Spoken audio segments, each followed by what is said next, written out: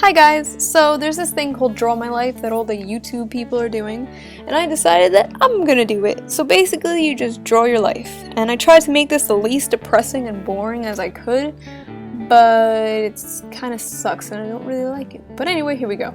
I was born on Long Island, New York, the dingleberry that hangs off of New York and New Jersey. That thing. Not in the city. Everyone thinks I was born in the city. I was born on June 22nd, 1991. I am a Cancer. My parents actually met when my dad was 18 and my mom was 15. My dad was a super cool, popular musician kid who didn't really notice her. Classic. They started talking and eventually they started dating. And then they broke up. And then they started dating again. And then they got married. Whee!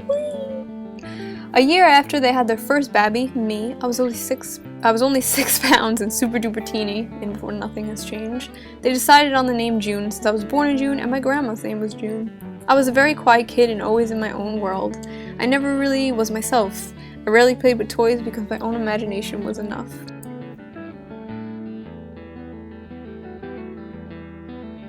One time in preschool, it was bring your own teddy bear to school day, but I didn't like teddy bears, so instead I brought in this realistic, creepy looking velociraptor named Rapti and made all the other kids cry.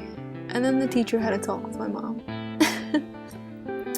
When I was 4 years old, my sister Sarah was born. She was super fat and probably weighed like 7,000 pounds. We called her the drool bucket because all she would do was drool. I was super jealous of all the attention Sarah was getting, but eventually we started getting along and became like best friends. We were pretty much like twins and were inseparable. Elementary school was really fun. I had a lot of friends and hobbies. I was in Girl Scouts, theater, horseback riding, and karate, but my main interest was videotaping. I loved filming with my giant ass 8mm camera. I would make movies with my sister and stop motion films with my Beanie Babies, and eventually my heart was set on being a movie director and moving to Hollywood. My friends and I were really into Pokemon at the time. We were also into other things like rollerblading and Tamagotchis, and I even started a Tamagotchi babysitting service one time. But eventually, my friends started moving on from Pokemon and Tamagotchis to obsessing over boys and celebrities. This is when things started getting weird because I didn't like those things. I just wanted to play Pokemon. How tragic. When middle school started, everything started to change. I was still stuck in make-believe land, but in reality, I was this weird-looking girl with no friends, poofy hair, fucked up teeth. I didn't know how to dress, I never wore makeup, and I didn't even shave yet. I had a unibrow. I was bullied every single day by several groups of people. The bullying got so bad that I would cut class and hide in the bathroom for hours, even sometimes the entire school day. I would go to the nurse's office and pretend to be sick so I could go home early. The only friend I had was my sister. She seemed like the only one who still wanted to play games and be silly with me. All we did was make movies all day with this shitty-ass program called Digital Blue. I loved it.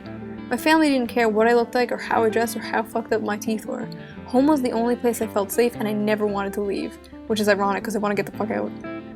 I dreaded going to high school, but it wasn't as bad as I imagined. I started wearing a buttload of eyeliner and I was obsessed with bands like Rob Zombie, Marilyn Manson, Korn, Avenged Sevenfold, System of a Down. Yeah, I was one of those kids. I didn't have many friends who I hung out with outside of the school, and it seemed like I was always that awkward kid on the outside of the circle following everyone around, yet no one really acknowledged me. I was always like, hey guys, hey, sup guys? In 10th grade, I met my friend Donna. Her and I were like two peas in a pod instantly. We had billions of inside jokes and pretty much ran the school for a while. Unfortunately, at this time, I started bullying people. I bullied a lot of those anime kids.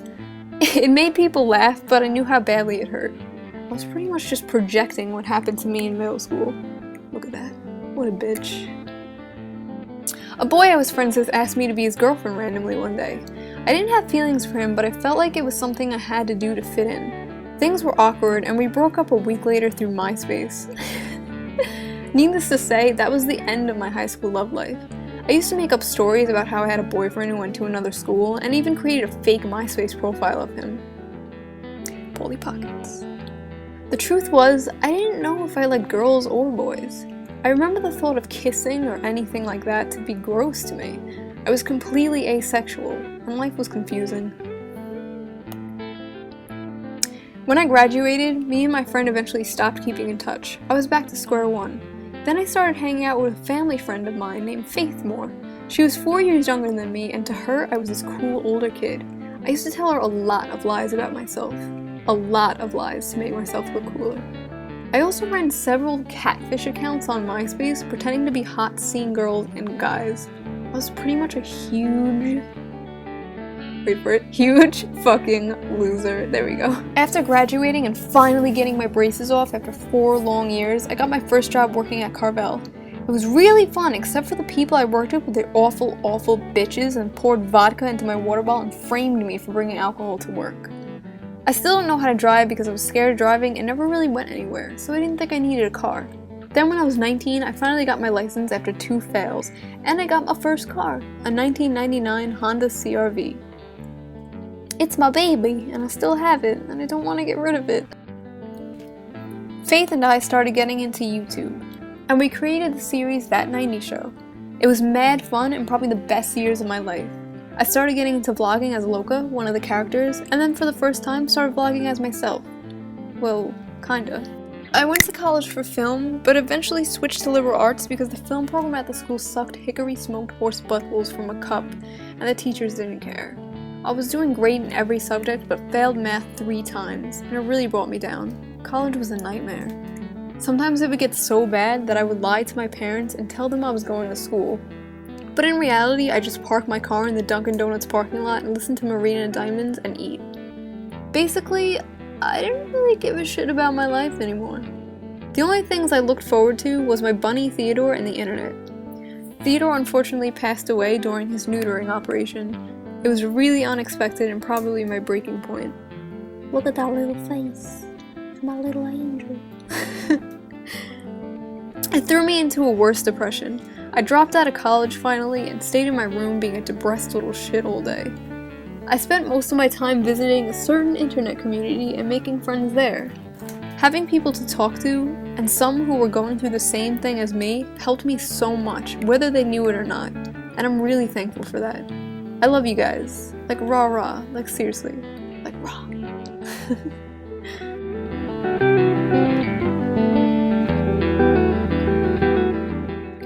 Things seemed to get better almost immediately after I dropped out. I lost my 20 pounds of stress weight and started eating a lot healthier. I adopted another bunny named Ollie, and I somehow managed to get a very well-paying job as a makeup artist. The internet stopped being an escape. I stopped blogging and spending all my time on it. One internet friend in particular became more than a friend, and for the first time ever, I felt comfortable with being 100% myself around someone. I didn't have to lie to sound cooler or hide anything about myself. The long distance thing is hard sometimes, but I think we're pretty damn spoiled, seeing each other once a month and everything. He's such an amazing person, and I'm so happy to have him in my life. He is my boopa. Wee! I can honestly say that I'm the happiest I've ever been in my life right now. All the bullying and bullshit was worth it in the end. I matured so much in the past year, and I feel like a completely new person. I don't know what the fucking shit. Okay, well, I guess that's it. Bye.